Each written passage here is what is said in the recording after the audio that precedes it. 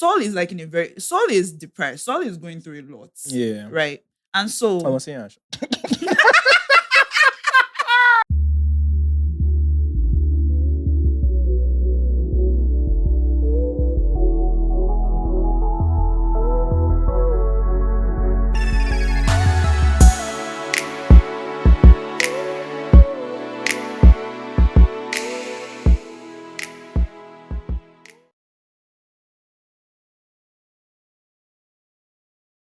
yeah. I'm feeling this your shades, sure. Thank you. Mm. Thank It's you. giving good vibes. Mhm. So I was telling you that I'm in a very somber mood.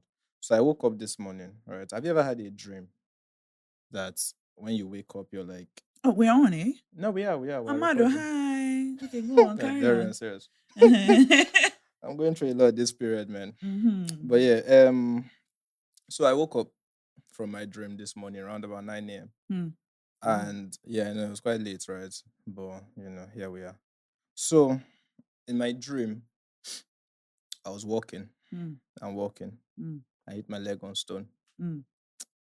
And then I woke up and then I was sweating. Hmm. But the AC was on. Hmm. And I was like, what's going on? So I, woke up, drank some cold water, went back to bed.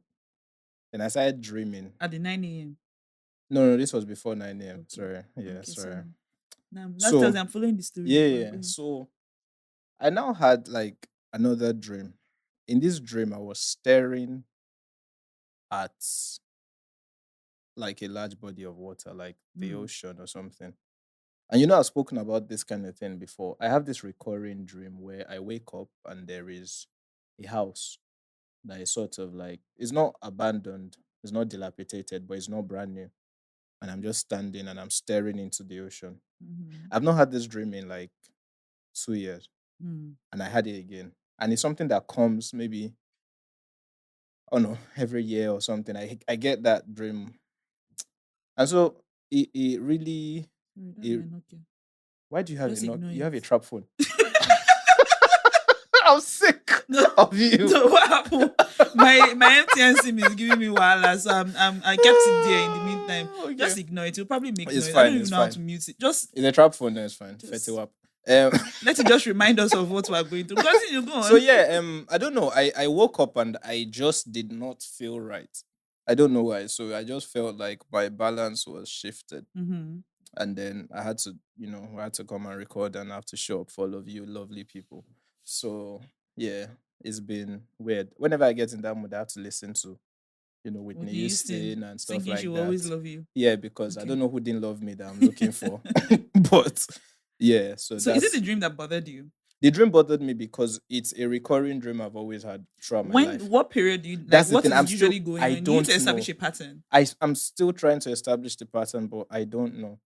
I need a Joseph that will tell me what this No, is. no, no. I'm not even asking what the meaning of the dream is. It Yeah. could just be that it's a dream that comes when you're No, I think I experiencing know. something in your life. It comes when I am experiencing heightened stress. Okay, so that's probably what it is. Yeah, it comes when I'm experiencing heightened stress. I don't know what all the water means and stuff, but No, I know what the water means what does it actually. mean? It's my way of my subconscious telling me to calm down. So, Mm. because funny enough, I went to get my eye test done, and they were like that, bro. We need to give you antihypertensive for your eyes because they are. Oh. And I was like, okay, all right. This is nature telling me to calm down. And of late, I've just felt heightened sense of stress. So why did the dream now make you feel more stressed? Because the dream is a way of my body telling me that I'm stressed and I need to calm down. And when I get stressed, because of the kind of person I am, I tend to section So you're out. stressing over being stressed. No, I'm stressed, but I'm not acknowledging that I'm stressed, which is a problem for me because I know why I'm stressed, but I can't do anything about it, which is stressing me even more. And what is stressing me is the entire this thing, this life, country, Mm. everything. And then there's the standard getting towards the end of the year. You look at all the things you plan to do, and then they're like, what, 95 days left? And you're like, so there's all this. 95 days left. I think so. Something like that. There's 365 now. We're on 270 or something. Mm. Yeah, so yeah. That's the mental space I'm at. But I'll be fine, Sha. I'll be fine. What else do you do now? You have to be fine. Well, Seppuku. sorry I about shouldn't you. crack that. Did you get that? I Did you? don't get that. No. You didn't watch what's it called? What was that? Shogun. No.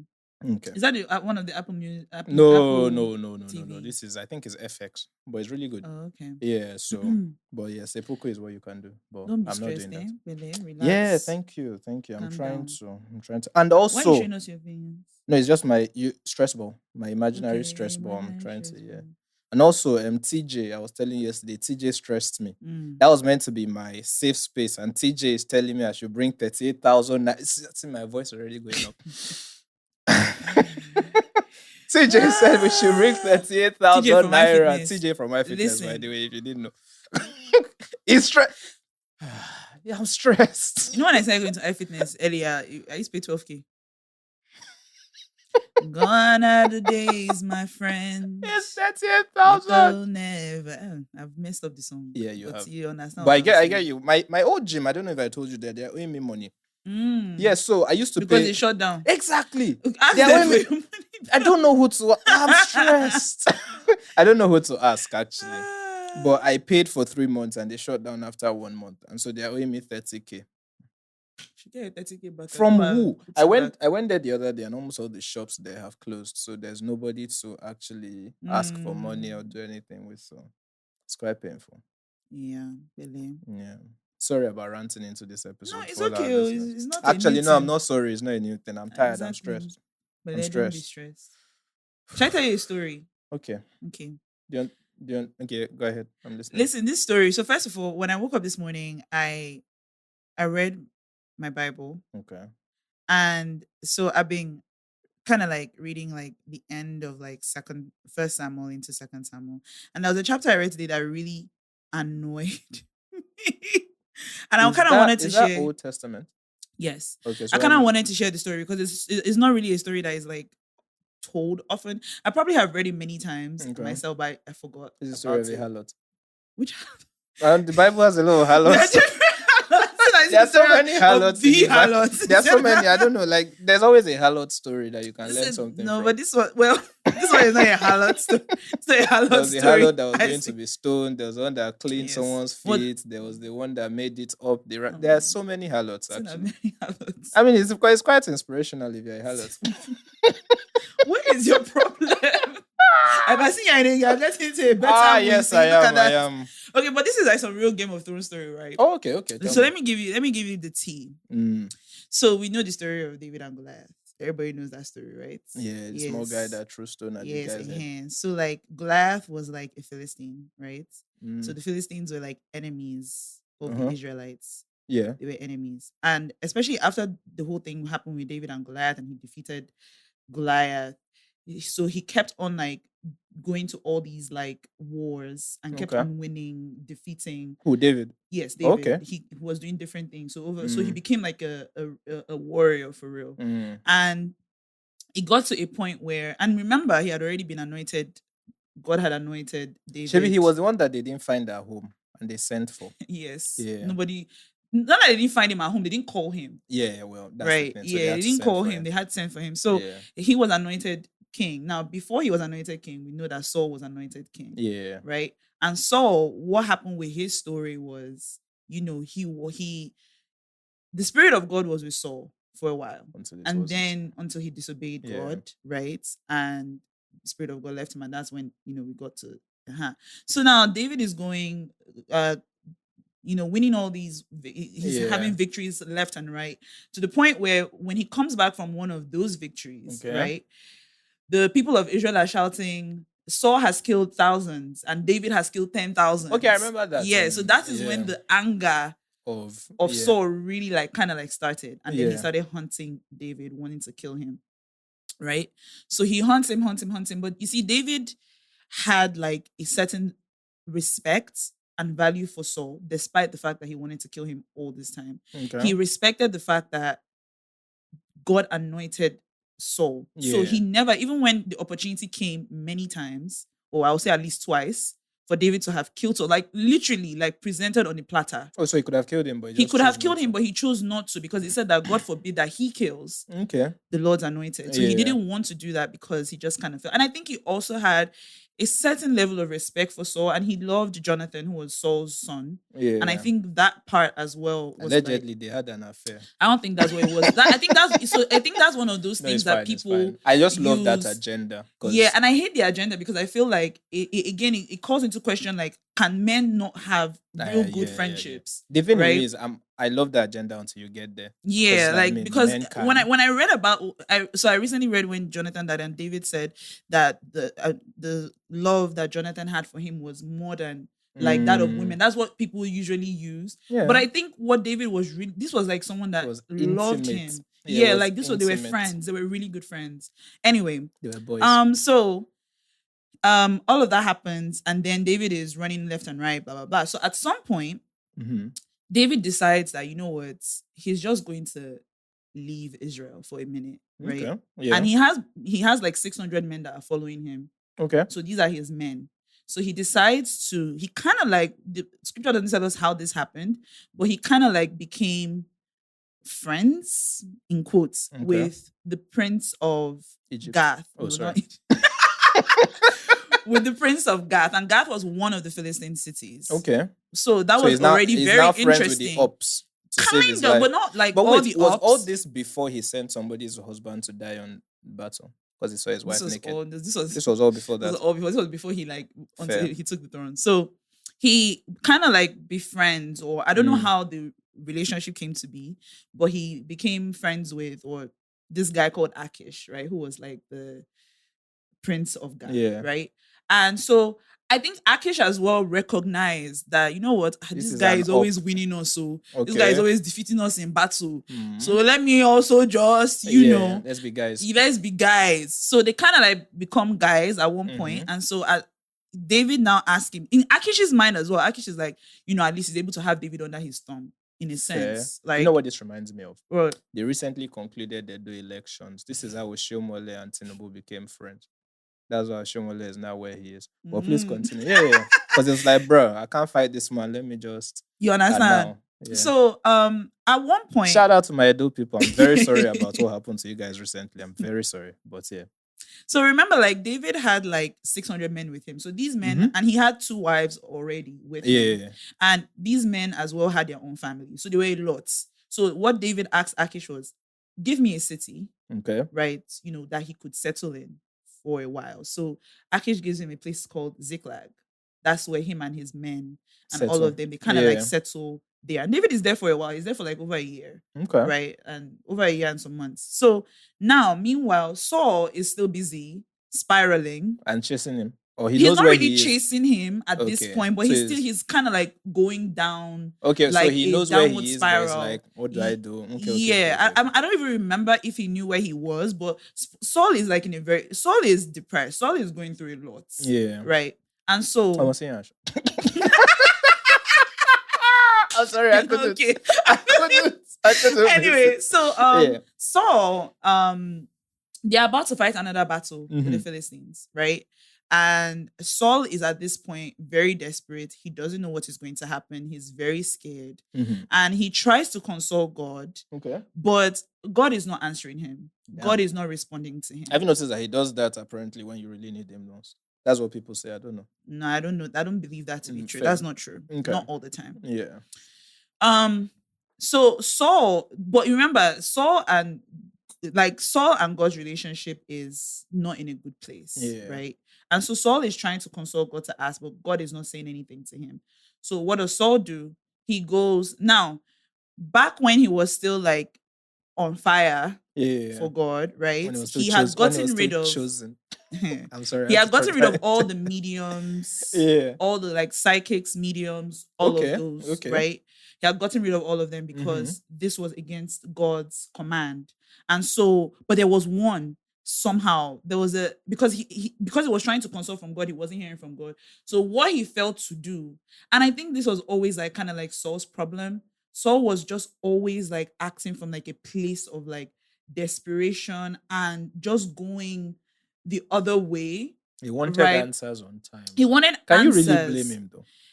I mean, he was king, in a sense, he was king. Yeah, but like, if you know, because he already knew this, that's one of the reasons why he got rid of the mediums and the psychics before, you know that this is not what God wants. Yeah, but then desperate times now. Even in Game of Thrones, who was it that was saying how lonely it can be when you're king because everybody expects you to have all the answers, but then you don't. Desperate times, true. But also remember that sometimes when you make decisions from a desperate place, it can be very bad. Yeah. So he goes and he, I think one of his people tell him that, okay, there's this one medium at a place called Endor that you can consult, because so now what he wants to do is he wants a medium to help him reach out to Samuel, who was dead already at this time. Okay. Right? Prophet Samuel. Yeah. So he goes to the medium. The medium, he hides himself because obviously he's the king and he's supposed to be against all of them. So he kind of disguises himself.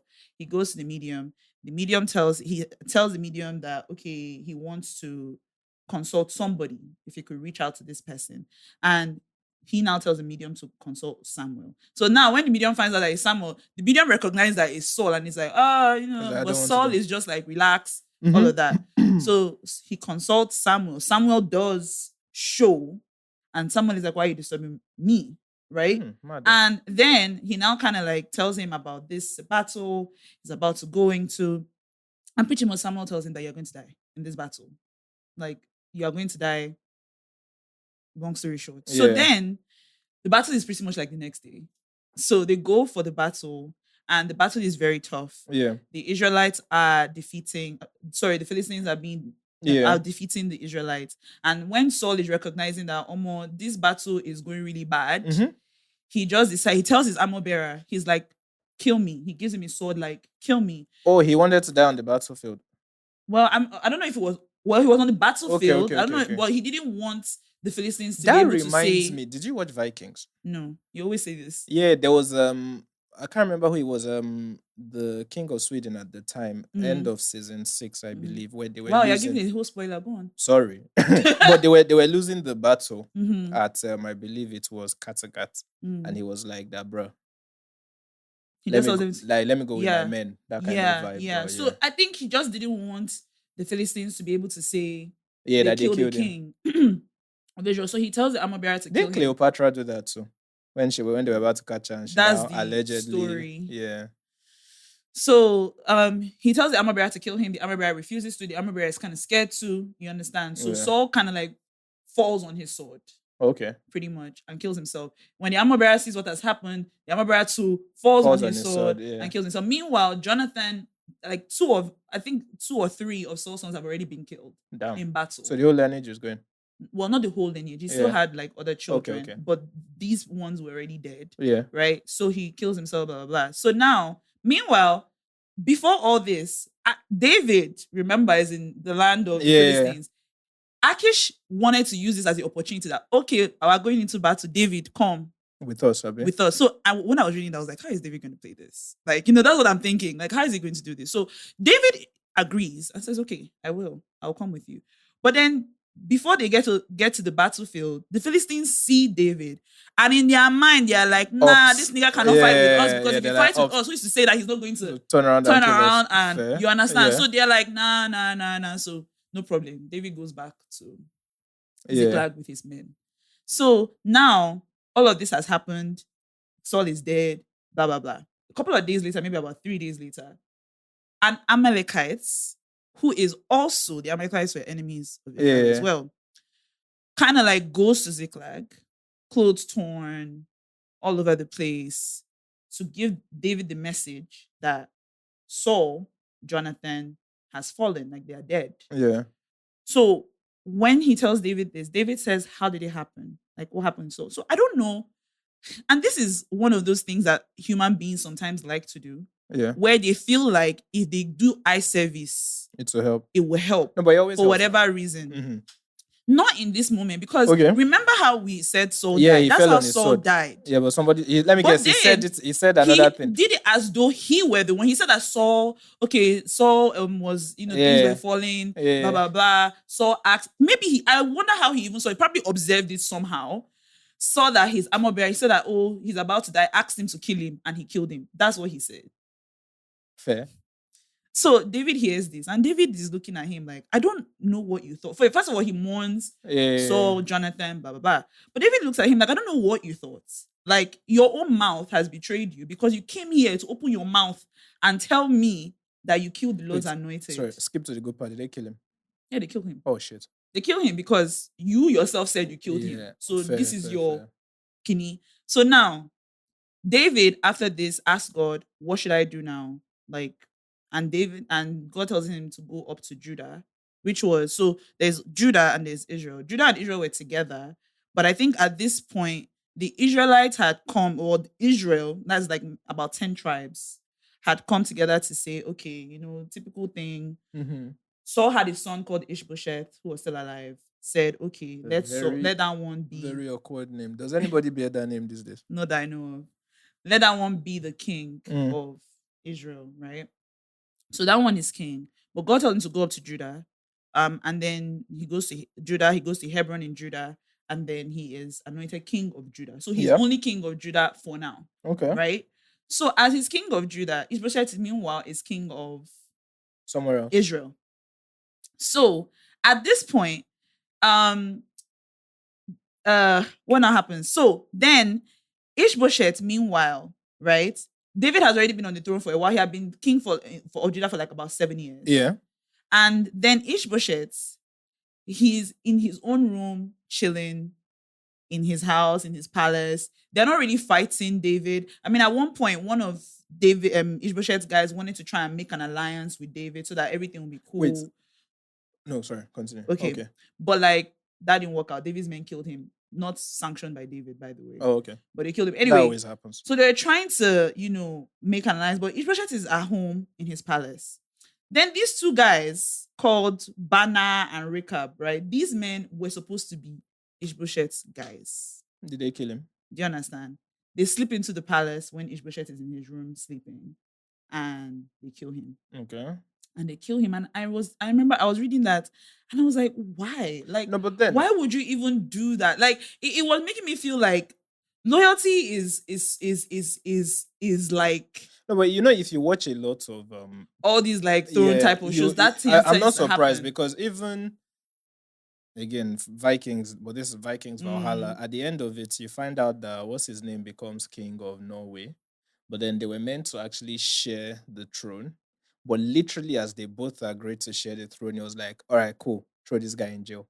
And they were meant to be like co-kings. But literally, as soon as the other guy agreed that they should share it, was like, fine. Since we're both kings, I throw this guy in jail. Don't kill him. Right. Because we cannot kill a king. Right. Or throw him in jail. So power is always like it's that. It's crazy. I'm actually not surprised. Even Game of Thrones, like Hand of the King. Yeah, those type of things do happen. Yeah. And I was like, even Nigerian politics. No, it happens all the time. Look at what's his name? It happens all the Edo time. State. Do you understand? And like, I remember I was like, why would you do that? Like, what do you even? I wanted to see like, what do you stand to gain? No, it's always power. Because you are not even like there is no kini for you to be king. So why did you guys are supposed to be his guys? Yeah. Then they kill him while he's sleeping. Yeah. And of course, they do the same thing. They go to Judah where David is, and then they say, to go and say, oh, by the way, we've killed him. Did they kill them also? You have, of course. David is like, why would you go and kill a man who is sleeping? Sorry to cut your story short, but I think I know what I need to start doing in my life. And start killing more people. Okay. No, like people that bring not literally. You say that now. No, wait. Kill somebody. Wait. Not come and say, look at that episode. No, not literally like killing people, but like the bearers of stressful and bad news. I need to start. Yeah, but the thing is, David wasn't just killing bearers of false news or bad news. It wasn't about them bearing the bad news. No, but what they did now. It was about what they did. Yeah. And they came there thinking that, because I'm like, why would David ever even trust you? If you guys are supposed to be on this man's side. No, but it's true now. And then you killed him as he slept. It's like that saying of, I can't trust a man who is paid to protect me.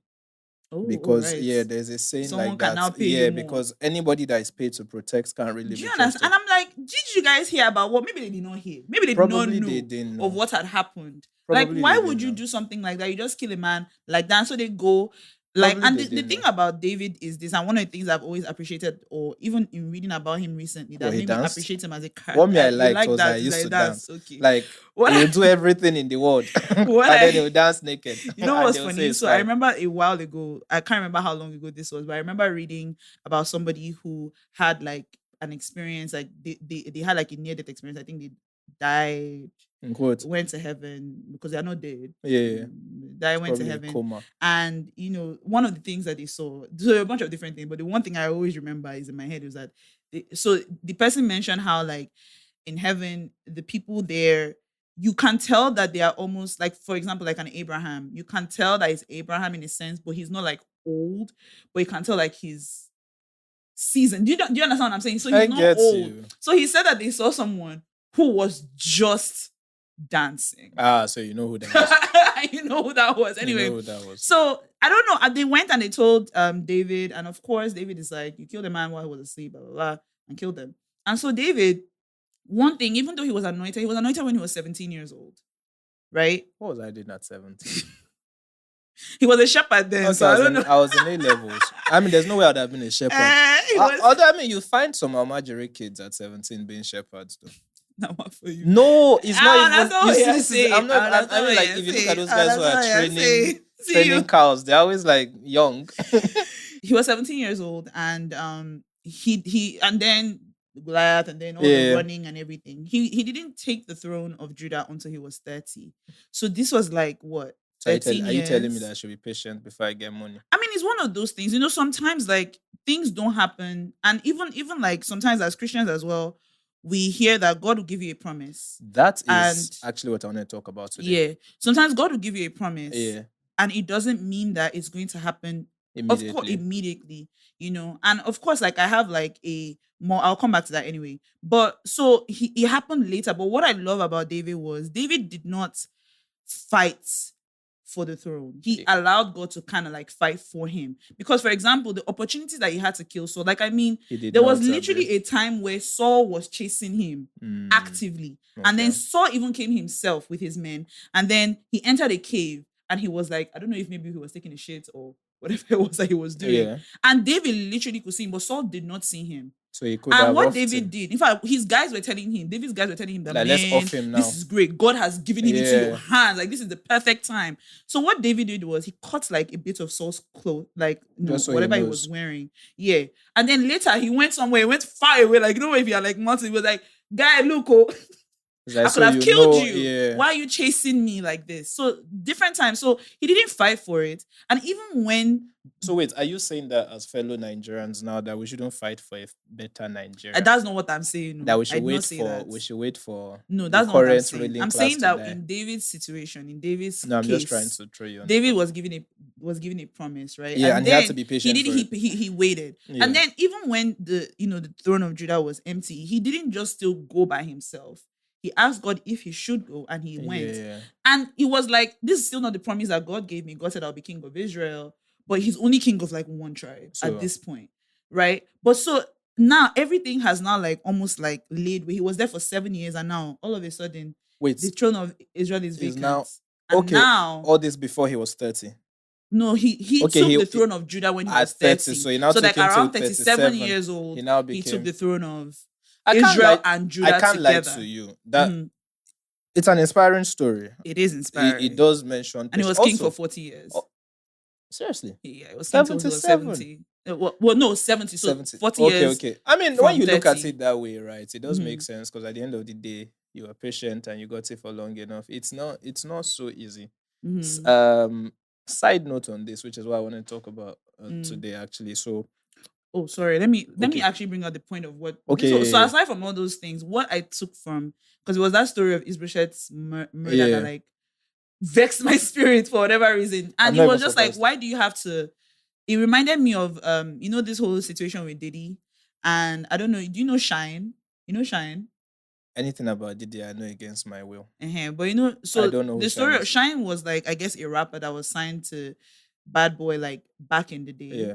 And then this was like back when Diddy was still dating like J-Lo, right? I think back in the day. Side note, I think everybody brushes past that. Brushes past what? The fact that he dated J-Lo. No, they don't brush past that. No, because with all that is going on, people are brushing past that. Not really. I can tell. I think what this is showing me is that Ben Affleck is a good man.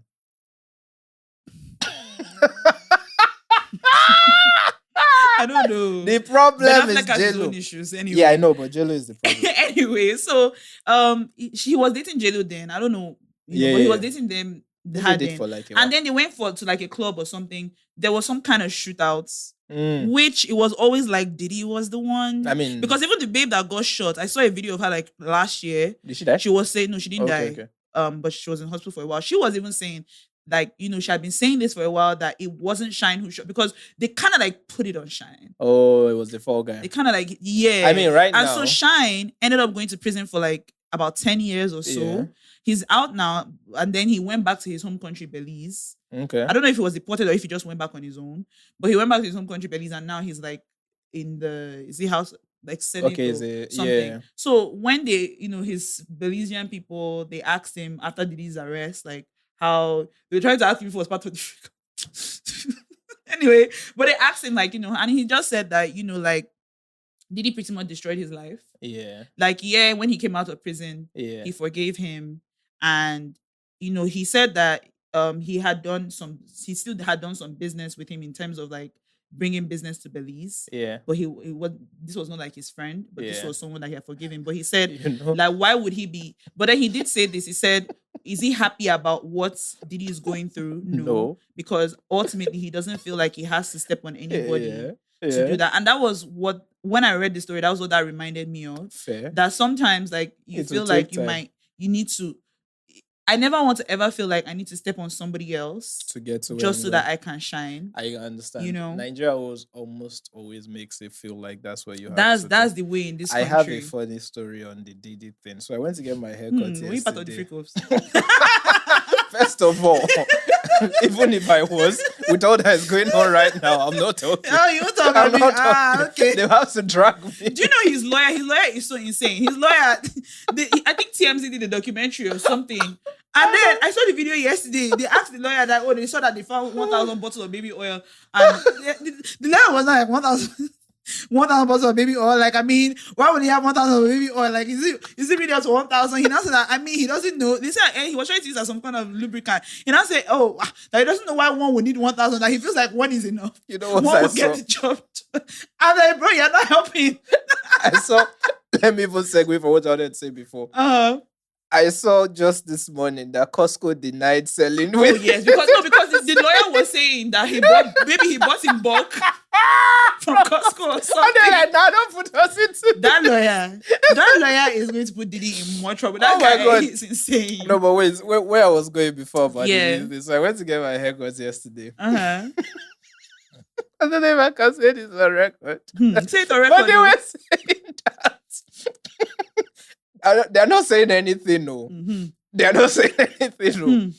But somebody won a Grammy. Stop it. I already could figure out that that's where you were going. And then that's not even the crazy part. They were like, you know what, let me not say it. Anyway, let's move on. Say it, please. Yeah, I'll say it later. It was hilarious. Oh my days. But yeah, look, I don't think that every single person who interacted or did business with Diddy. No, of course not. Actually, that's the thing that I actually believe. Because I think like those kind of things are definitely choices. What do you mean choices? Like those kind of freak-offs. Like no. The one, like, you know, the one he's actually going into trouble for now, those ones they should arrest him for. Yeah. But I'm saying, like, when you look at like all the artists he has worked with, definitely as a producer, right? You can tell that I don't want to talk about him, but like obviously he had hits at the time, so you can see why people want to work with him aside from all that kind of stuff. That's just what I'm saying. It seems like Diddy has been doing like some blackmail stuff like for a long time. From time. Even back when he was like, is he in college or something? Like this is not like, so from what I understand, he used to like, I'm sure some people willingly engaged in some of these freak offs, but I also think that you know what? Let's leave the entire conversation. No, don't finish it. Like he drugged some people. Let's just leave that entire thing. Hi guys, Isaac here. Dolly here, episode 246. Episode 246 of the Road to 30 podcast. Like his entire let's just stay clear of that. Why? You don't want them to implicate you in the freak offs. Because you don't want them to implicate you in the freak offs. Is that what you're saying? Let's just stay clear of it. Let me say this though, because I want to say this about this whole situation. Of course, like it's always sad to me. Yeah. Like when like you see somebody I mean, justice, you understand what I'm saying? Yeah. But like I think that there is like that side of my heart that feels like, dang, like this is what you did to yourself. Yeah. Right? This is how you have to face the law. No, you have to. But now so many lives and families, all Have the been lives that he already affected. destroyed, including his own kids and his children. But it's good sometimes to see things like this happen because it just goes to show that no matter how much money you have, and I think there's a good example because and just to say this, because of the way things are going on in Nigeria, like in terms of the economy and things like that, I know that there are a lot of people that are considering alternate forms of making money. Including, 419 and every other thing else. And I get it because things are really tough, but it doesn't pay. And you can get away with it for years and years and years and years. But then one day, I'll tell you something, at the height of everything. I'll tell you something. As I get older. So please. I don't know if like in America, the law has a long arm, but in Nigeria it's very short.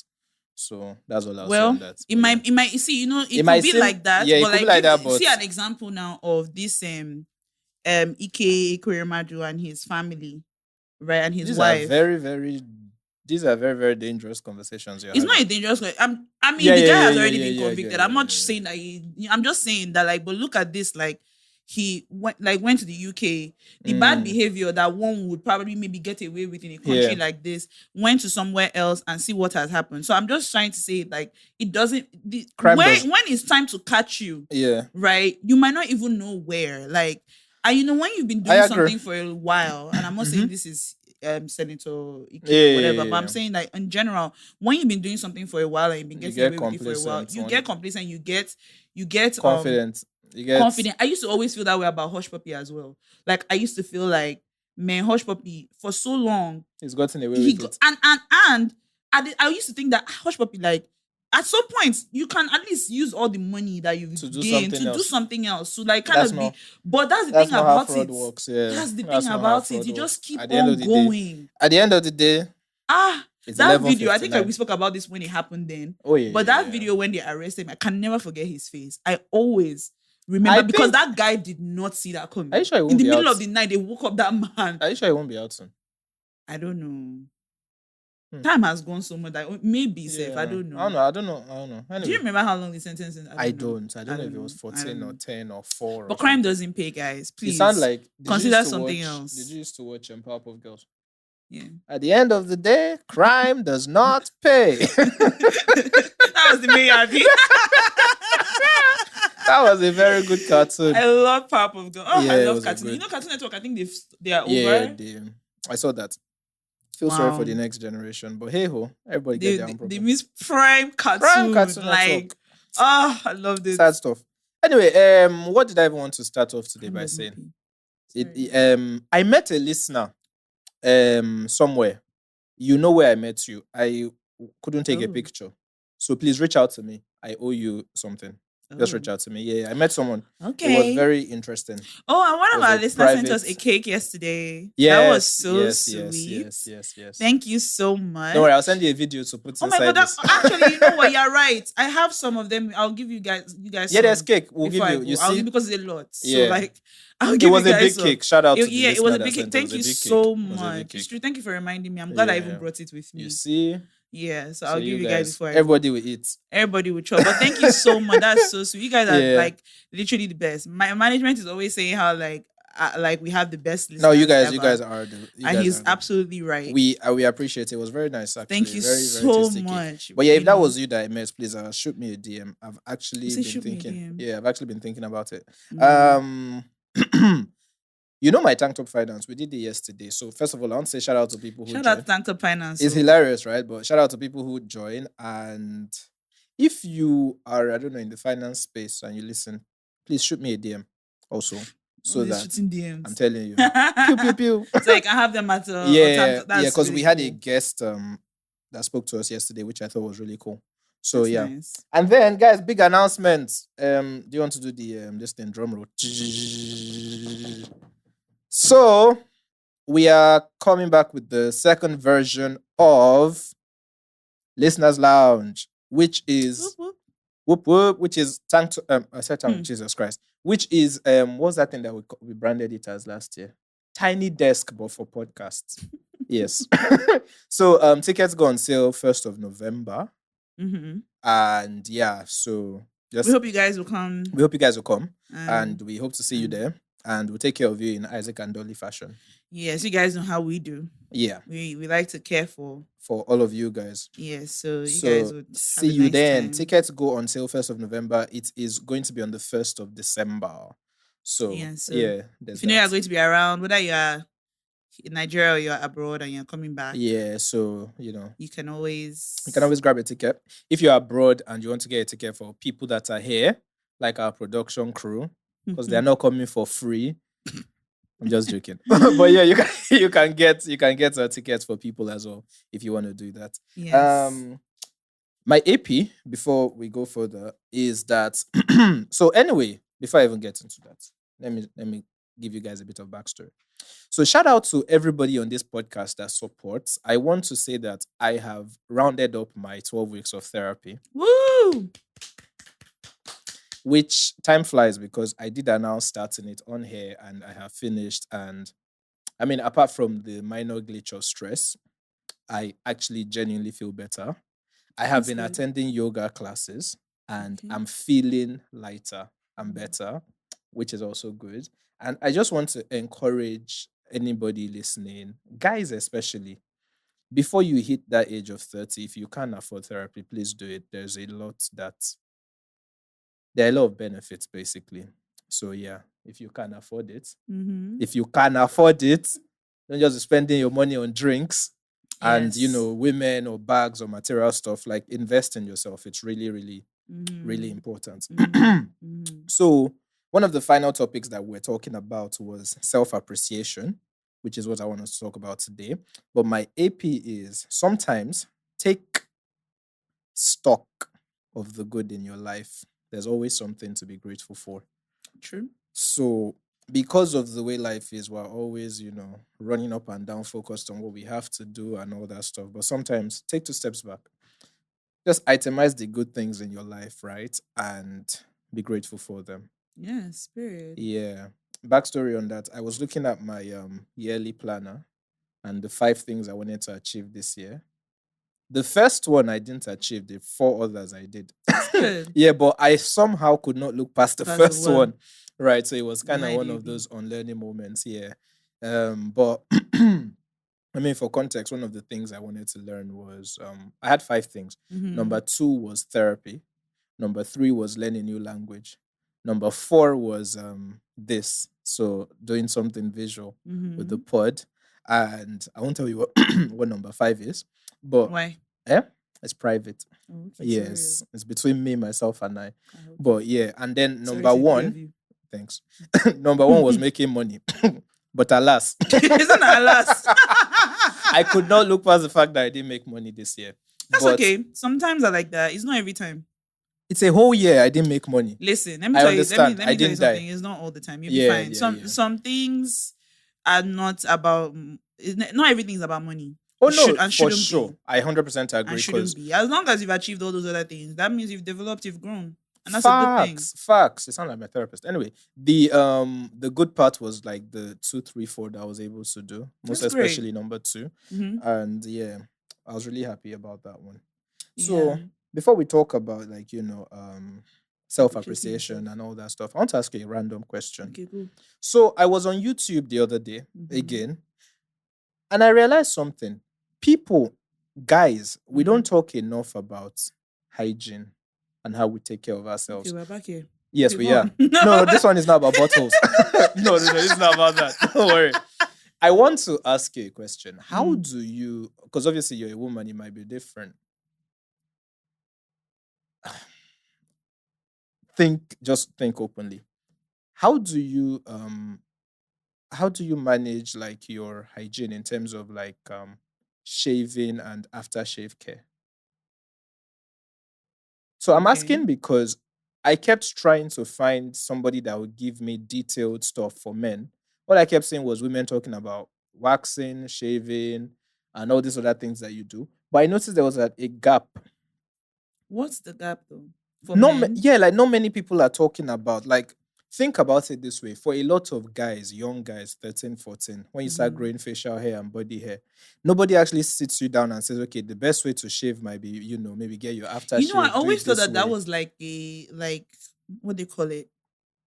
Like, okay, so how like maybe you might learn about like your periods from your fellow women or your mother. I always thought that that's kind of like one of those things that I agree. I thought so too, but I realized people don't talk about it. And it's because you guys don't talk about it. Which is what I'm saying. It's kind of the problem I'm alluding to. That there isn't anybody out there that actually teaches this kind of things, right? There isn't any space where young guys can go and be like, okay, if I want to shave, maybe I should, hold my balls up, do this, or maybe I should put what's it called, baby oil first and then shave. It makes it smoother.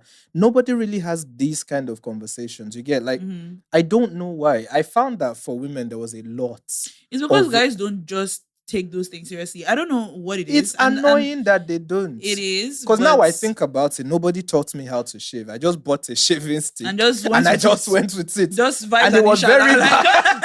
I'm telling you. And it was very bad. I remember the first time I did it, I was just like, I finished and I'm like, why are there patches everywhere? Like, what's going on? Why did you talk to your guys? Because I didn't know how to.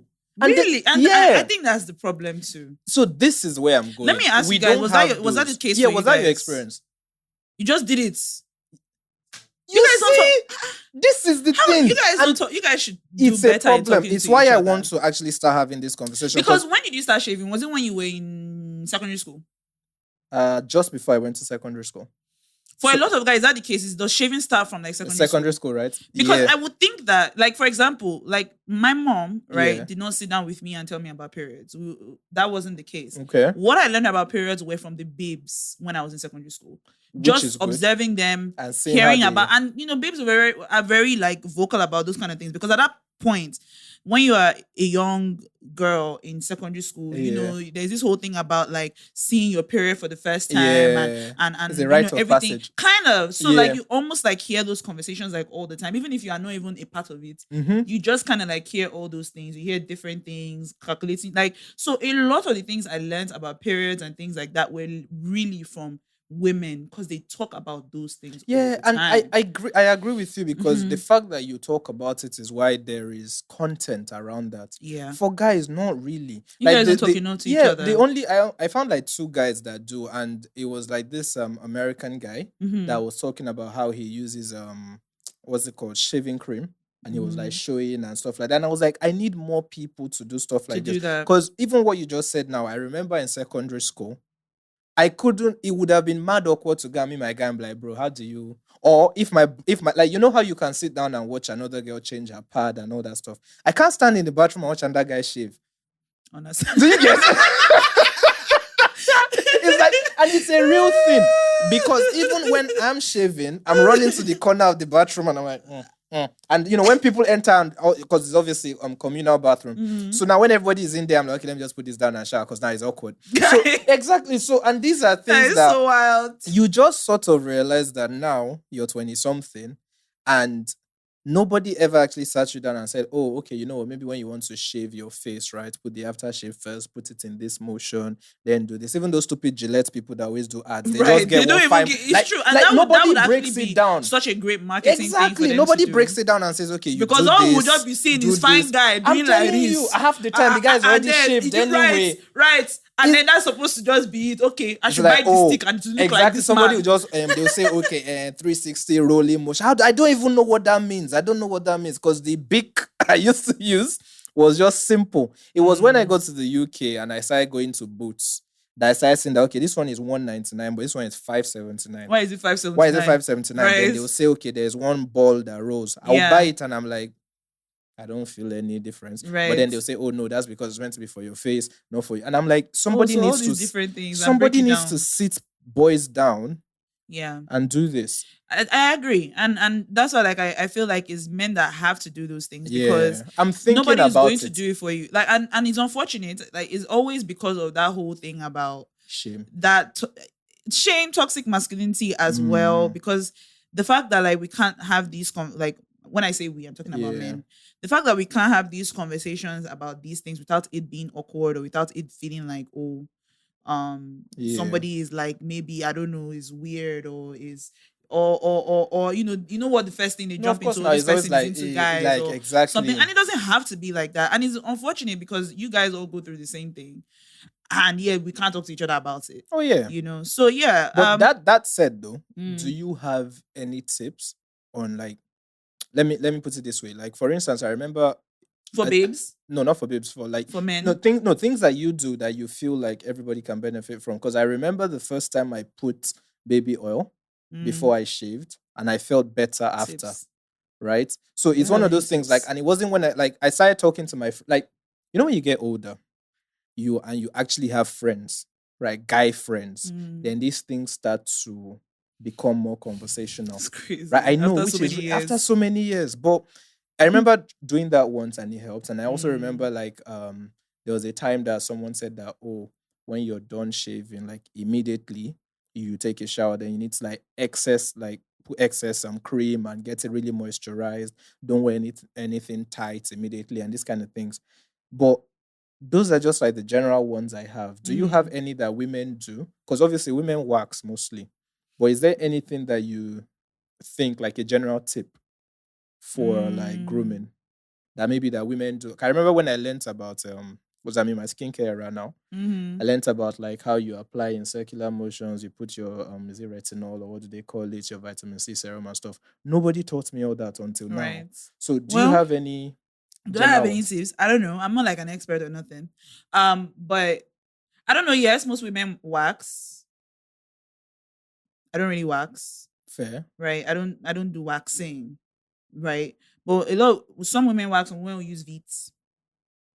You know, That's the Veets. cream now. Yes, Yeah, the shaving yeah. cream, or yeah, those type of things. So I don't have any No. solution for that. Waxing is obviously the best because I think it's just simpler. It makes everything more smoother.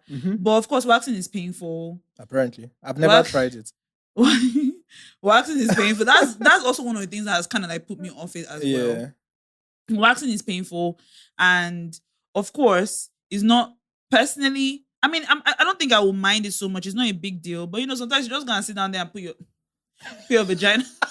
Your vagina in the air. In someone else's face. In someone else's face. I think that's also why men don't wax. It's kind of weird. I can't just like, you know, I can't just spread my legs and then you're like, no. You know, so like, but I know that it is. I have people. I know people that do wax religiously, and of course you have to pay for it. Things like that, so it can be expensive. So that's why some people don't always go waxing. I might just you know what I mean by tips is like, I remember learning that you shave along the man. I don't have any. Random, sorry, do you guys as guys do you have any tips? Is it about shaving or general? No, my main gripe is with shaving because I realize nobody talks enough about that. Do you have any tips? So you go down. Okay, since we're on camera, I can do this. So you go down like on the hair or up against it. Which one? Anyhow. I've always had against the grain. That's the thing. I remember. What is the grain? You see, these are valid questions because the entire thing is just code. So where is the okay? So what the grain is the direction with the hair grows. Okay, so how do you know that? You just how do you know that? See the way the hair is coming, Sha. Okay. If you use your hand to brush the hair and you feel resistance, that's against the grain. So you should always go where there's no resistance. Okay. You see, I feel like this is a very important conversation to have. It is. Because when I was in secondary I'm sure some guys are listening now and they're like, "Chai, also, I'm happy I know this thing facts. now." I just know that for me, Sha, the one that usually works is baby oil. I know this is not the time to talk about baby oil because of what's going on. But like baby oil first, and then you go like with it. The thing with me is, before I learned this whole grain matter, it was recently because I would just pour oil and everything will be smooth and then it goes. The only problem with that is like you have to go like twice so that it's actually smooth when you're done. Yeah, baby oil is good. Some form of like moisturizer. Yes, too. But if you're listening and you have any general tips for grooming for your fellow guys or ladies, if you don't feel put this inside your vagina, Sha. I feel like women will know that already. But... Well, in case you don't know. But yeah, if you're listening, if you're listening and you have any like tips that work for you or anything that you feel that is, In case you don't know. works. And I could be Just let me just Oh, know yeah. in the comments wherever you're one more listening. thing, and please correct me if I'm wrong, because I could be wrong. But Yeah. for so long we're always told as women that you should not wash your vagina with like soap. Yeah. Because especially, or if you had to do it, use one that is unscented. Yeah. Right. But so I think a lot of people sometimes might take that to mean not to use any soap at all. Right. But it's not that you don't. So it's don't put like soap inside your vagina. Okay. But you could. I could be wrong. Correct me if I'm wrong. But this is what I have. Yeah, these are the conversations. These are the conversations. Correct me if I'm wrong. To have, yeah. But what I've heard is you can just at least the outside. So not inside, but like inside, the outside, yeah. At least you could. Fair. You could just like do like you could use some soap. Yeah. Correct me if I'm wrong. Fair. But don't put it like it should not be inside, like in your vagina, because it can upset your pH balance, things like that. But it doesn't mean that like you don't use anything like for the outside, at least for like your vulva. Fair. Finally, on this though, for those of you who have beards, I would like to know how you shave those. Some of us don't have, so I've never had that problem. Oh, do you know how to get rid of an ingrown? No, all those ones, like it's just now I'm learning that there are creams and stuff for that now. So if you have a bump, on your tell me thing, right? A lot of the time, it's so again, it's ingrown hair. So what you need to do is, if you can't do it by yourself, you can get somebody to help you. Get tweezers, and then pull out the you have to look carefully sometimes because it can be easy to miss. Yeah. And they'll pull out the hair. And use it to pull out that hair, and then I think the bump will be gone. Okay, fair. I know like now there are creams for like ingrowns that help as well. And then there's also the tweezers and stuff like that. So that I know. But if you have any advice for people who like, shave, for me, it's just whenever I go and get a haircut, they just boom. They should be doing men waxing now. I don't know how I can't pay for it. I can't bring myself to pay for it. Why? Do you know how long it took me before I could finally be naked for my massages? I now can't be doing this thing. Like, it took me a long time because they always say, oh, take off all your clothes. And I'm just like, no. I'm wearing my shorts. No, like they'll put a towel over you. But that's about it. Oh, no, they don't give you like any like disposables or nothing? No. Wow. It took a while. It took a while to get there. And even when you did, you're like, make sure this towel is covering everything. I'm not trying That's bad. I know that they will give you like this because the times I've gone, they will give you like disposables. Yeah. They don't give men disposables, which I don't like. They do. Maybe I don't ask. No, they will. It's not that you don't ask. They should give you, except if maybe that place just doesn't have, or they don't. That means places I've been to, they've not to because typically they will give you. Like for example, I'm not trying to call it, but Oriki will give you. Like they will, as soon as you get in, and they tell you take off your clothes, they'll give you. They'll give you. Yeah, they'll tell you wear this underneath. And then cover your, I've not experienced that. They will give you. I've not experienced that. I know how I feel about this. Now. I mean, the disposables are light. But they're disposable. The only time I get disposables is when I'm buying shoes and they tell me to try those socks. I don't get disposables for massage. I don't know how I feel about this right now because most times all they'll do is just say, "Sir, this way, please." When you're ready, come out, and then I'm with a rope. Nobody gives me disposable. I don't know if that's a thing that maybe only like Oriki does. I don't know because I haven't been to any other spa here in Nigeria, so I don't know. A few. But I know that they give disposables, and I know that they give men disposables too. Yeah, that I know. I'm going to go and book one day just to come and see if they will actually give me. I've been there twice and they've given disposables. So. I mean, fair enough.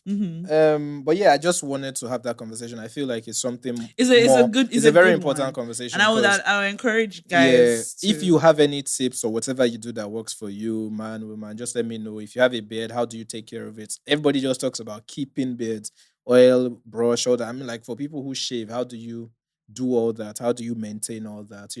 There are people who need to hear these conversations, right?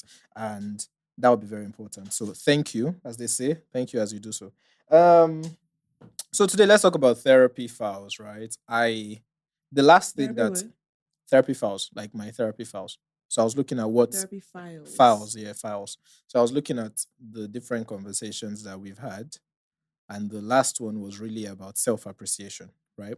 So, for a lot of us, we don't actually know how to settle down and appreciate ourselves, right? I think there's something innate in us, probably Nigerians, where we think, maybe I'm wrong, where we just think like, oh, if I'm to settle down and look at all the things I've done, it looks like I'm bragging.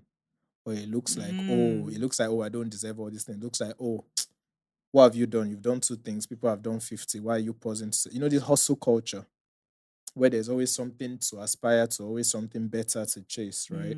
So I was learning about how to take stock and be able to just pause and say, okay, this is good.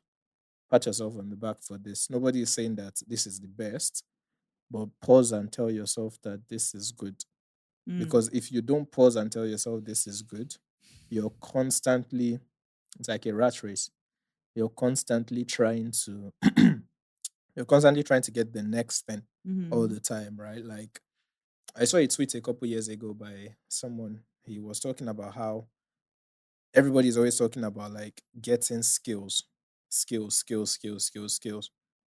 At what point do you actually stop and say, okay, I'm happy that I have this? And while I might need this to advance to the next step, let me actually just pause and, is the word revel, just be happy with the fact that I have this, right? Because again, hustle culture, and it seeps into our personal lives, right? So, as a Nigerian, is always primary school, secondary school, university, master's, PhD, lawyer, like there's a path. So nobody ever stops and says, oh, I've done first degree. Oh, yes, everybody has first degree, but I've done it. I'm happy with this. Let me actually enjoy the fact that I have this, right? So yeah, self-appreciation, just being able to pause and say, yes, life is not where I want to be. Yes, like I mentioned, I have 5 things I wanted to do, but I've been able to do 3. I've been able to do 4. Take, congrats, do something, celebrate this. So that's just what I want to talk about. Well, the thing is, a lot of times our identities are rooted in our accomplishments. Facts. And that is the case for a lot of people. When your identity is rooted in your accomplishments, nothing will ever really seem like enough, and you will always want to get to the next thing. That's just what it is. And you have to find your identity in something that is other from things that can easily pass away. And if it sounds like I'm preaching, it's because I am. But it's true. If you think about it very well, a lot of the times, like you said, it's true. We go primary school, secondary school. It wasn't until maybe later on in life that I realized that, not later on, but maybe early 20s, that I realized that finishing from secondary school, finishing from uni, like those are real achievements, because in places like the US, right? They, when you finish from high school, like it's a thing. Like, you finish from high school. Us in Nigeria, we are conditioned. We are conditioned to see that you are finished from school when you have finished your masters or your PhD, or maybe I'll say for maybe I'll say undergrad or masters. When you are done, then, and even then, sometimes even when some people finish with their undergrad and maybe they work for a while, when the opportunity comes, it's like, okay, maybe I should go and do my masters. We are conditioned to think that that's the PhD is still like, but that masters, that's almost like where they say is the end of all studies. No matter how much work you've done, they'll be like, so when are you doing your... So, for example, now on the Real Housewives of Potomac, right, we have like there's a Nigerian babe on there. Her name is Dr. Wendy. Okay. Right? Dr. Wendy has like 4 degrees. When Dr. Wendy, for those that watch the show, they probably already started laughing when I said she has 4 degrees. Because when Dr. Wendy first came on the scene, she used to make everybody know that she was like, she is Dr. Wendy and she has 4 degrees. You can't blame her. I mean, I love this because, again, like us, as Nigerians are like, yes. Yeah, you can't blame her, yeah. But then for them, it's like, oh, wow, 4 degrees. Like, it seems so crazy. Like, oh, wow, this babe really she's so educated. But that's because Nigerians put that value in that like type of like education and things like that. And it wasn't until later that, when I see how the Americans, they value like education. Oh, like you finish from high school. Oh wow, that's an accomplishment. Or you finish from university. Oh wow, that's an accomplishment. You finish from you've done your masters. Oh wow, like that's an accomplishment. Yeah. You understand what I'm saying? That's like really, really big. Like she's really, really smart. She's really, really educated. But for us, it's almost like it's like the normal. That's the bottom. The barest minimum. Yes, that's like, oh, okay, you're done. No, it's just like, oh, okay, you're finished. Okay, you're It's done with like school. you Okay, have now go finished. and work. Exactly. After After working, go that, and you can't marry. marry. After marrying, where's your kid? you know. But There's like a path. yes, and everybody has to go with that path. And if you don't Yeah. go with that path, then something is wrong with you. Yeah, I You think, understand? yeah, I get that. The thing is just like, it was interesting to get that external perspective. Because I think one problem I've had all my life was that I've always been chasing. Last year, when I decided that, okay, what, let me actually just take this year, focus on the park and pause. It was the first time in my life that I wasn't chasing something. And even then, you used to crack the joke of, if there's something to learn or do, Isaac could do, right? Mm-hmm. And I realized that it's just kind of how I am, to sit still and just be like, okay, oh, you've done this, so you have this, so just tell yourself that this is good. I just didn't know how to. And it Yeah, put me in this space in life where I was constantly, I had like never chasing actually, something. yeah, Do you still feel like you're in that place? now, Mm-hmm. post therapy, Mm-hmm. I know I'm in that place, I'm aware of it, but now I'm equipped enough to take 2 steps back and be like, slow down. This is not all there is. Mm. Right. Yeah. Like, I know now that that is the kind of person I am. It's like, the thing with a lot of these things was, you don't pay attention to who you are, right? You just sort of flow through. Everything just seems When you like, say who you are, what does that mean? okay, what I mean What is is like, who are you? What what does I, that mean? okay, that's a broad question. But Mm-hmm. with respect to this is, I never actually paused to actually be like, the kind of person you are is, in this case of achievements, is you always constantly want to do something else, right? And I just always thought I was hardworking. That's just what I thought it was. I thought I was just a hardworking Nigerian. But it turns out I was just another person who was The never rat like race. in the right race. And I never actually defined my sphere of contentment, Mm. right? So it was always just, oh, you should have done this by now. Why haven't you? Oh, this is the next thing you should do. Oh, you've done this, and then this is next, right? Oh, you have this already. That's not the point. Every other person has this. Then you should do this, right?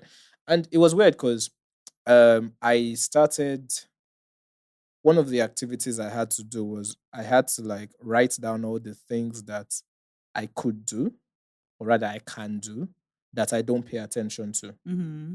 And then when you start writing it down, it's not even a case of like, oh, I've achieved this and all that. It's just like, oh, I can do this, right? Mm-hmm. And then you're like, oh, okay, research on the people that can do this and see what it is. And you find out that you might be able to do 5 things, and there are people out there that can only do one, and they have lived a life based on just that. So why is it that you can do 10 and there is still no happiness? It's because again you've put your identity there, and Exactly, so you which now is, have to ask yourself, like not just you, I'm saying as yeah, in general, you have to ask yourself what your identity is, like what is it all for? Because if you a lot of times you hear people say, okay, they want to make money to take care of their kids, yeah, blah, blah, blah. mm, Okay, fine, you get there, you're taking care of your kids, blah, blah, blah, but then it's still not over. Like you see like a Bill Gates or whatever, who yeah, they've achieved all the money in the world, and they are still not stopping. And so you ask yourself, when does w- it stop? facts, Where is it going? facts, Because ultimately, for a lot of these billionaires, they just want to keep on making more money. They want to keep on making more money, and it just never stops. And again, you have to. It's because their identity is in their money. Their facts. identity is in their finance. Their identity Is is in in that that, billionaire yeah, that status. state Like, oh, okay, they know exactly. me as a billionaire. How will it be if I Yeah. become a millionaire? you know. I watched a Diary of a CEO. Mm, One of the CEOs was talking about defining your number, right? The number that you can say, when I hit this, I actually, right, need to step back and do, like, live actually, because just like you're saying, people sometimes have all these things, but they never actually live with all these things. It's always just, oh, I've achieved 1 billion. That's fine. Let me go back and be working for two. Now you're 10 years older. I'm now working for three. Now, like, 10 years older, oh, I'm on 15 billion now. I want to be two. So the yes. self appreciation angle just came from like looking back and saying, okay, Yeah. you can do this, right?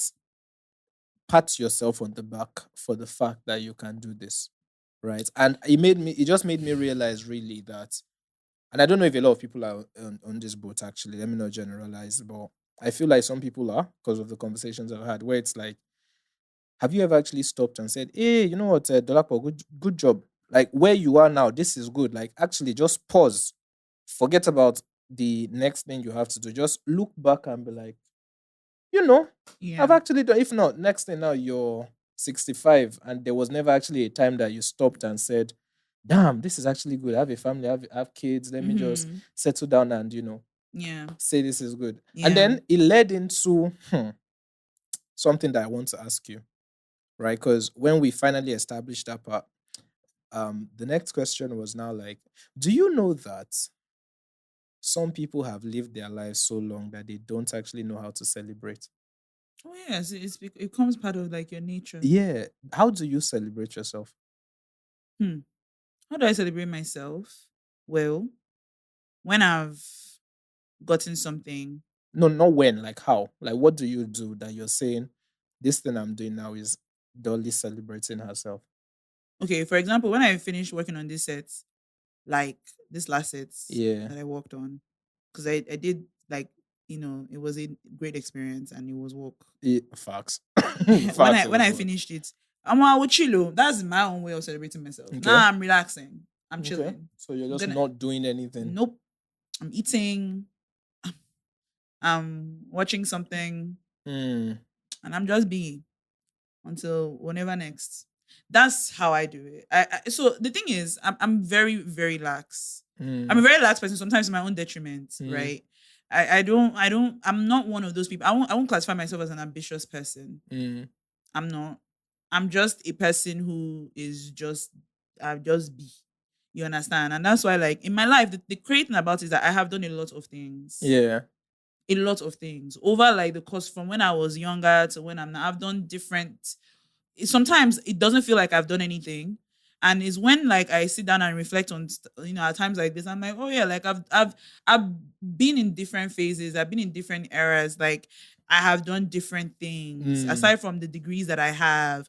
I've done this production. I've done Road to 30. Like I teach in my church. Like I've given my life to Christ. Like there are all these things over the course of my life, that I have done. Mm. And, like I've lived my life in those areas. The only thing is just that I'm not making money. So that's the thing. So Mm-hmm. like I'm broke a lot.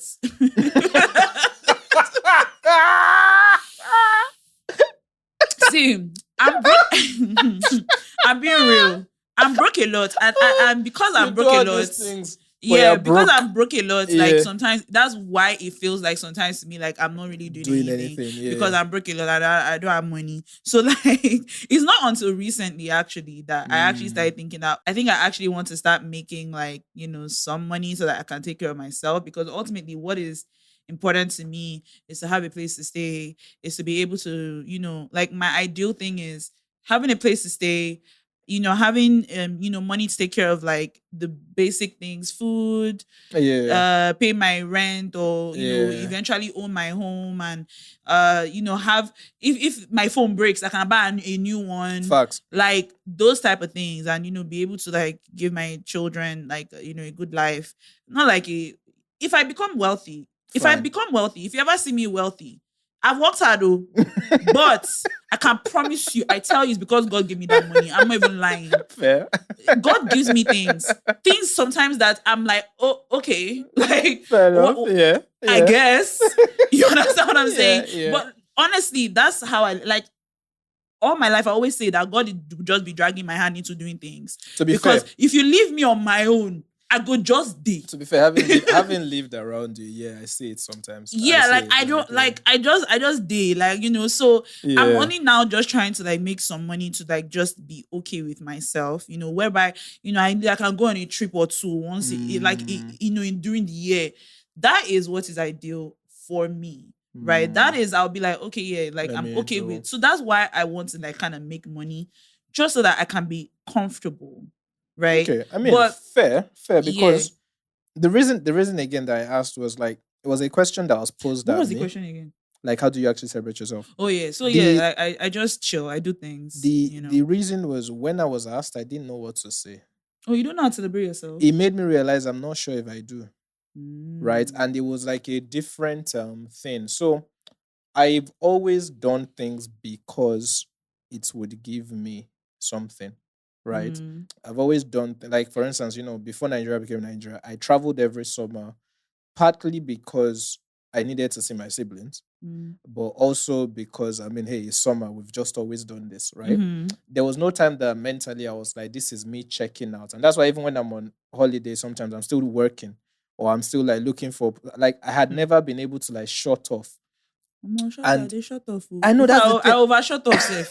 And that's the problem. So the thing is, when the question was posed, I was like, this is something I never paid attention to because I just always thought that, yeah, it's life, just keep doing. So we did some exercises and I realized that, oh, I didn't actually know how to shut off. I didn't know how to celebrate. And then it tied back into the fact that it's just always been go, go, go, go, go, go, go, go, go, right?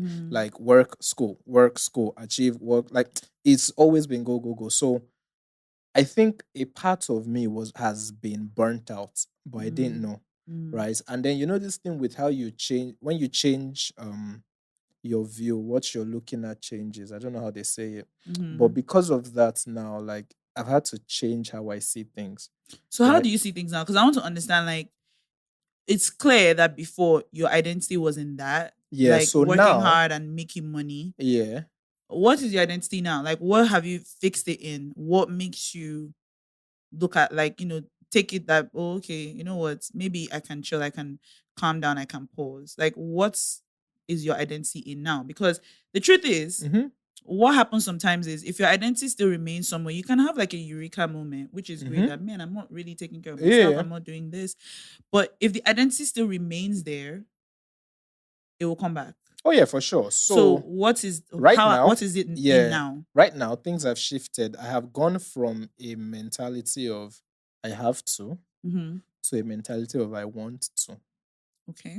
Right. So now I'm in a space where I am now doing things because I want to. So it has shifted the things I'm doing. Right. So the pressure of having to do because it's compulsory has shifted from my head. So now I could have 10 things that I had to do before. And Isaac before would be like, we have to do this 10. If not, none of this thing makes sense. But right now, I only want to do 2. And like 2 out of the 10, and nothing would happen if I don't. Right. A good example I'll use would be I used to go to the gym because I was meant to be good for my mental health and it to give me space from everything and I'll relax. But now I go to the gym because I want to. Because I'm actually in a space where it's like, oh, yeah, forget about all the benefits. I just genuinely enjoy doing this. Well, that's good. And I want to keep doing it. Now I am cooking, even though there's a chef, but I am cooking simply because I want to. Right. Yeah. And then it also helped in now I'm looking away from corporate. I'm looking at I'm looking at actually just because my mom was telling me that one problem that I have is I'm trying to hold on to everything in an ideal way instead of just letting things be. Right. True. So it's a problem I've always had. So now I'm trying to do that. I'm trying to just be. I used to say it on the pod when we hit 20 episodes, that should have been a cause for celebration. But for us, it was just me, I don't know about you. If you go back, well, you were doing a lot more celebration than I was. If you go back, and it's kind of testament to it, right? Yes. Because even when we hit 50, when we hit 100, for me it was like, bro, we have a long way to go. But for you, it was like, bro. Yes, absolutely. Because I don't know why I'm that way. I always remember things like, or I'll either remember those milestones or like I'll just remember certain dates. It's so weird. September 24th. It was so weird. I'm like, today is something. And I was trying to remember what it was. And then I remembered, it was the day I entered secondary school in 2005. So weird. But then I thought about it because when those type of things happen and you look back, you're like, oh wow, like September 24th, 2005, I entered secondary school. This is 2024. That is 19 years ago.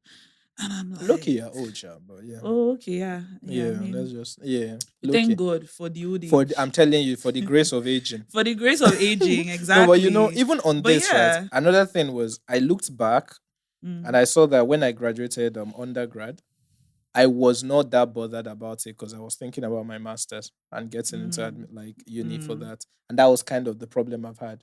Yeah, right? just Even moving to the next. yeah, Wanting moving to to the move to the next and next. doing, and even I remember when we opened the park. So I was in another pod, I don't know if I've mentioned before, where that was the first time I spoke about all that I went through doing that. And the reception that I got from speaking about it was sort of an awareness that, bro, you did something here. But for me, it was more like, bro, we had to, like, who else would have done it? You have But to be that able to switch, celebrate exactly. So and receive that. the whole thing that I just wanted to do with this episode was just bring awareness around that. The fact that a lot of us don't celebrate because we're just constantly chasing, and it's something that you really need yourself, to. You really need root your to identity in something stable. in something Me, stable. I would say you guys already know what it is. Like when I learned, because I will say this, it's not. I won't say that my identity has always been, my lax attitude has been, in a sense, like, okay. But as time went on, as I gave my life to Christ, I realized that, like, first of all, you have to remove your value from your actions and realize that you are valuable already. I've been saying this, that you are valuable already as just as you are. And that the things that you have in your mind that you want to do, the desires that you have, the ideas that you have, the kind of human being that you are, that those are gifts that have been given to you. And that, you can use those gifts and use it to, like, and someone said this, I can't remember who it was. I don't know if it was in the devotion or if it was someone I was listening to, that said that if you plan your mind into doing things for the betterment of people, right, you would always, like, find, like, there's always going to be, like, a certain level of, like, satisfaction. Like, when everything that you're doing is channeled towards the betterment of other people, it would always, like, be something that is, there was also that a straight resonates. Quote on that. I Like, can't remember true what the happiness person comes said, from but helping other people. yeah, so if you do all those things, living a life if you in the service channel of your others. gifts, the things that you are naturally able to do, because there are things that you are gifted to do that nobody else. And when we say that you are unique, you might have, like, like, a gift to do this, and somebody else might have that same gift, but nobody has everything that you have plus your experiences. Nobody has that. Nobody can ever be you. Nobody can be the firstborn of your family like you are. That's what you think until your papa pull out and that child. No, but even if he pulls out another child, trust me, it changes everything. No, I'm saying, but even if he does that, it doesn't change the fact that this has been your position. It does. And this has been your experience. Have you ever fought for inheritance? You haven't fought for inheritance. I hope I never have to. I hope I never. I don't mean, no, that's not what I mean. But you know what I mean? Like, nobody can have that. Even if another child pops out, right? I mean, I'll kill him. Sorry, not literally. This guy, you've been talking about this thing lately, and I don't know. I'm saying that even if another child pops out, like, that experience is still an experience that. Oh, yeah, of course. So everything that you are, your gifts, your experiences, your life, is all like a gift. And if you look back and appreciate all those things, and again root yourself in something that doesn't change or is not, bound to, like, shifting. Yeah, I hear that. Then you'll be fine. And I wanted to add one more thing. I'm so sorry. I would say this though. Discipline is very important. Facts. So I realized that my self-control is very bad. I don't have great self-control. Are you impulsive?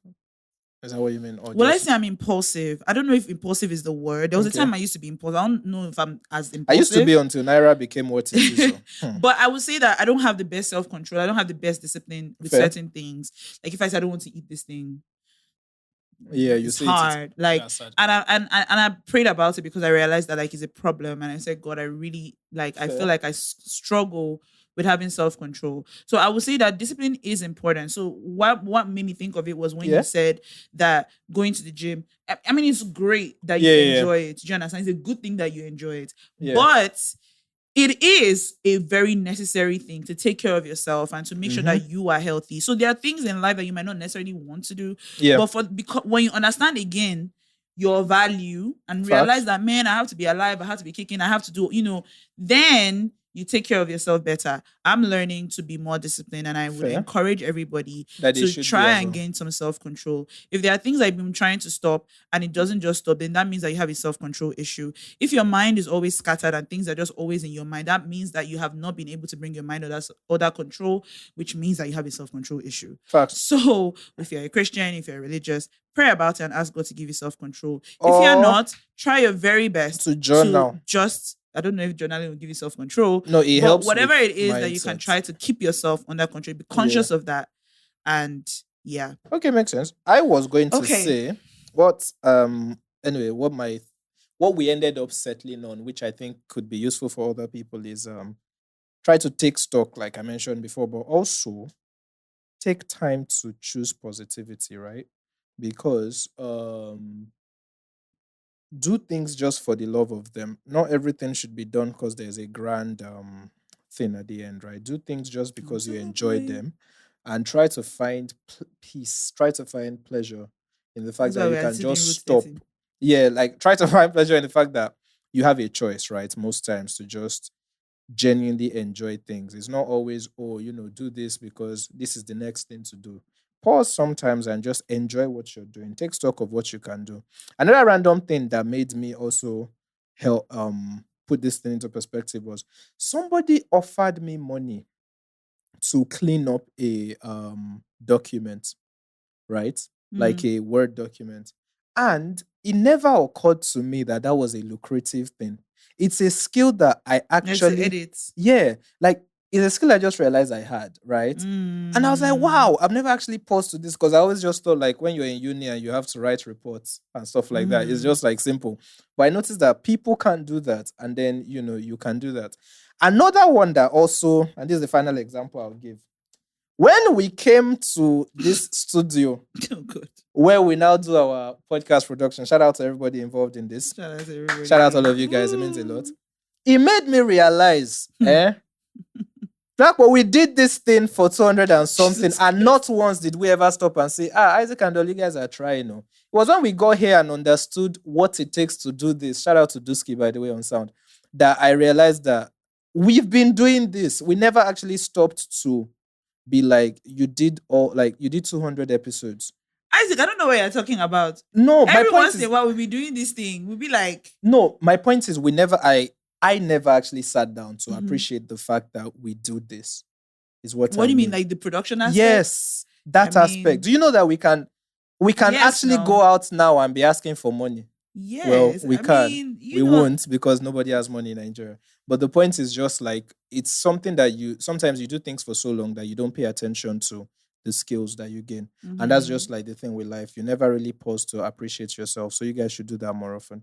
Appreciate and song recommendations so that we can leave this space. Okay.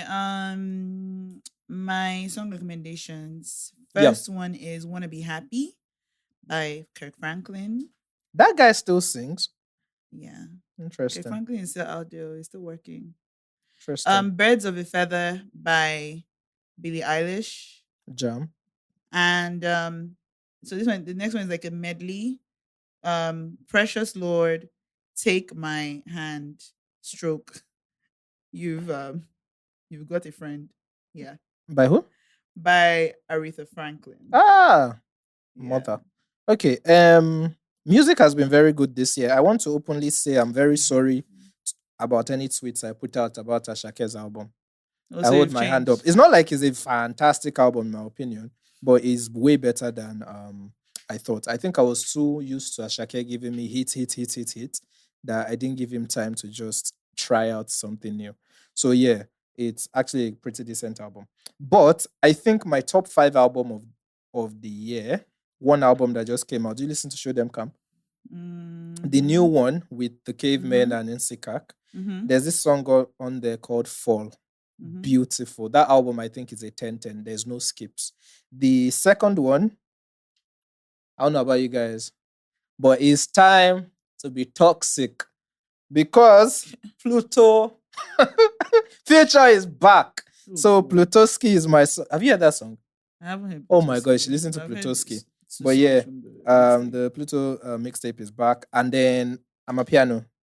It's called Amerido by DJ Sindo. Amerido by DJ Sindo.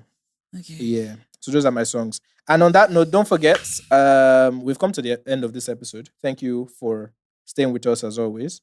Tickets for our show would be out on the 1st of November. Yes.